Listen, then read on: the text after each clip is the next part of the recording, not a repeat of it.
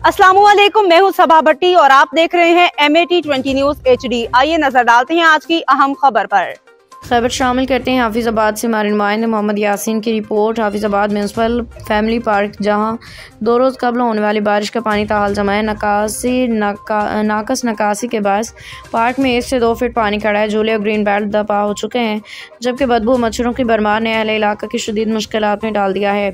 ज़िला इंतज़ामिया खामोश तमाशाई बनी हुई है। हाफिजाबाद का म्यूनसिपल फैमिली पार्क इंतज़ामिया की नाअहली नाकस मनसूबाबंदी के बायस जोहड़ का मंजर पेश करने लगा। हालिया बारिश के बाद पार्क में निकासियाब न होने के बायस 1 से 2 फीट पानी जमा हो गया। मुसलसल पानी खड़ा रहने से झूले ग्रीन बेल्ट तबाह, मुताद दरख्त ज़मीन बोस और पार्क की दीवारों में शिकाफ पड़ गए। बारिश और सेवरेज के गंदे पानी की बदबू के साथ मच्छरों की अफजाइश ने अहले इलाका को शदीद मुश्किलात में डाल दिया है।